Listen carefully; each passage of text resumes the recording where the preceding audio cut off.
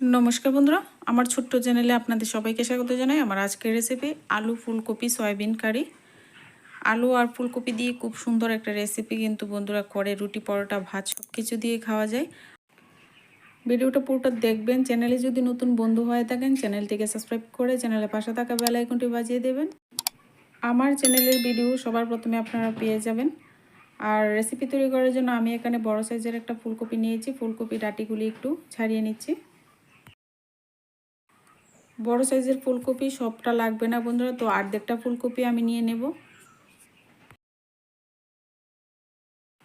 আর ফুলকপিটা কিভাবে কাটবেন সেটাও আজকে দেখিয়ে দিচ্ছি। তো ফুলগুলি এইভাবে আমি ছাড়িয়ে নিচ্ছি। আর একটা ছুরি দিয়ে মাঝখান থেকে বড় সাইজের ফুলগুলিকে একটু কেটে দেব।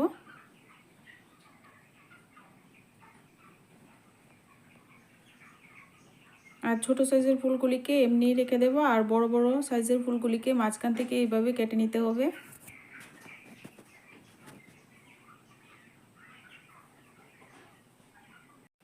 ফুলকপি কাটা হয়ে গেলে আমি একটা বোলের মধ্যে ফুলকপিগুলিকে নিয়ে এবার একটু গরম জল দিয়ে ভিজিয়ে রাখবো। এতে করে ফুলকপির মধ্যে যে সার আছে, ফুলকপির মধ্যে প্রচুর সার কীটনাশক ব্যবহার করা হয়, তো এরকমভাবে গরম জলে ভিজিয়ে রাখলে তো পোকামাকড় সব বেরিয়ে যাবে যদিও থাকে। আর এখন ফুলকপির মধ্যে এসব পোকামাকড় থাকে না। 5 মিনিট এইভাবে ভিজিয়ে রাখলে বন্ধুরা অনেকটাই উপকৃত হবেন। আর অন্যদিকে আরেকটা বোলের মধ্যে আমি নিয়ে নিচ্ছি সয়াবিন 1 প্যাকেট বড় সাইজের। এই রেসিপিটাতে বড় সাইজের সয়াবিনটাই ব্যবহার করার চেষ্টা করবেন। এতে করে রেসিপিটা দেখতেও ভালো লাগে, খেতেও ভালো লাগবে। গরম জল দিয়ে 5 মিনিট ভিজিয়ে রাখবো।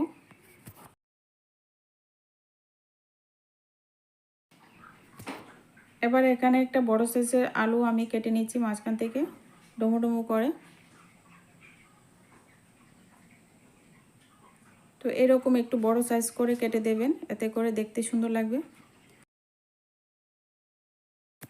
এবার এখানে মিক্সিং জারে আমি কিছু মশলা নিয়ে নিচ্ছি। এখানে একটা বড় সাইজের পেঁয়াজ আর কয়েক কোয়া রসুন, আদা, 5-6টা কাঁচা লঙ্কা নিয়ে নিয়েছি। তো ঝালটা পরিমাণ মতো দেবেন আপনারা। তারই সাথে দিয়ে দিচ্ছি 4-5টা শুকনো লঙ্কা। এবার মিক্সিং জারে পেস্ট করে নেব। মশলা আমি পেস্ট করে নিয়েছি। এবার আমি ভিজিয়ে রেখেছিলাম সেটা একদম জলটাকে চিপে বের করে নেব।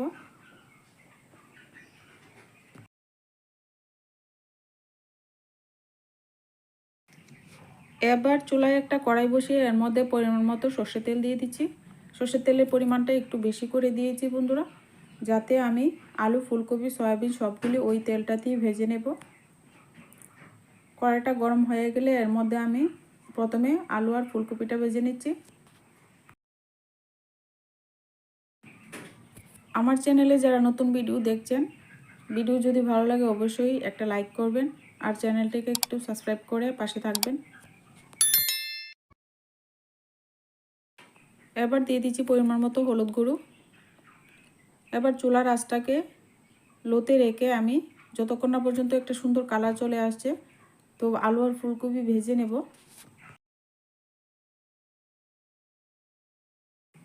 আলু আর ফুলকপি এরকম একটু লাল লাল করে ভেজে নিয়ে এবার আমি তুলে নিচ্ছি।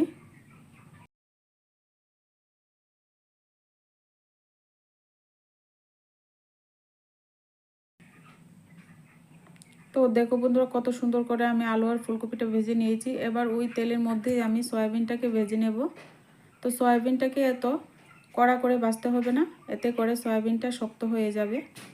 তো একটু নাড়াচাড়া করে একটু নুন হলুদ দিয়ে নাড়াচাড়া করে নিলেই সয়াবিনটা ভাজা হয়ে যাবে। এবার তুলে নেব।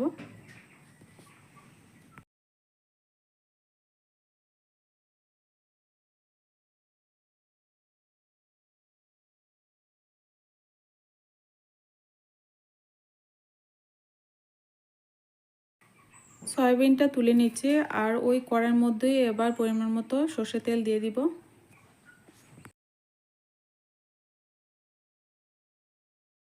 ফোড়নে দিয়ে দিচ্ছি একটা তেজপাতা মাঝখান থেকে ছিঁড়ে, আর গোটা গরম মশলা এলাচগুলিকে আমি ফাটিয়ে দিয়েছি একটু ভালো সুন্দর গন্ধ আসার জন্য।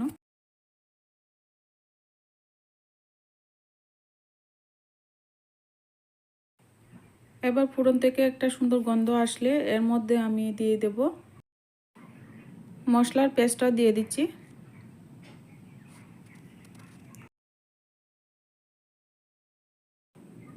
মশলার থেকে কাঁচা গন্ধ যাওয়া পর্যন্ত মশলাটাকে একটু নাড়াচাড়া করে ভেজে নিতে হবে। এবার এখানে একটা বড় সাইজের টমেটো কুচি করে কেটে নিয়েছি, দিয়ে দিলাম। আর এখানে পরিমাণ মতো জিরে আর ধনে গুঁড়ো দিয়ে দিচ্ছি হলুদ গুঁড়ো, আর অল্প পরিমাণে জল দিয়ে মশলাটাকে এবার ভালো করে কষিয়ে নিতে হবে।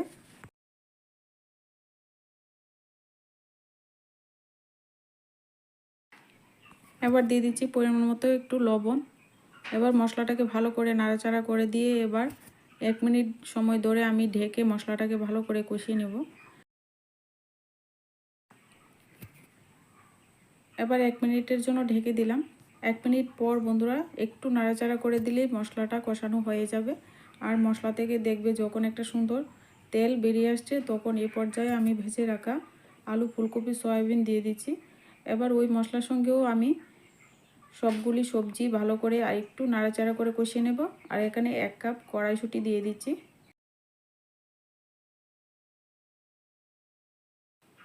এবার একটু লাল করে ভেজে নিয়ে পরিমাণ মতো জল অ্যাড করে দিচ্ছি। এবার একটু নাড়াচাড়া করে দিয়ে ঢাকনা দিয়ে ঢেকে দেব 1 মিনিটের জন্য।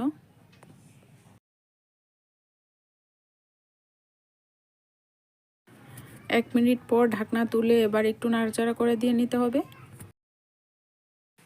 ঝোলটা যখন এই পর্যায়ে থাকবে, এবার এখানে গরম মশলা গুঁড়ো 1/2 চামচ আর ধনেপাতা কুচি দিয়ে দেব। আর গ্রেভিটা আপনারা পরিমাণ মতো রাখবেন, আমি এই পরিমাণ মতোই রেখেছি। এবার একটু নাড়াচাড়া করে দিয়ে এবার নামিয়ে পরিবেশন করে নিচ্ছি।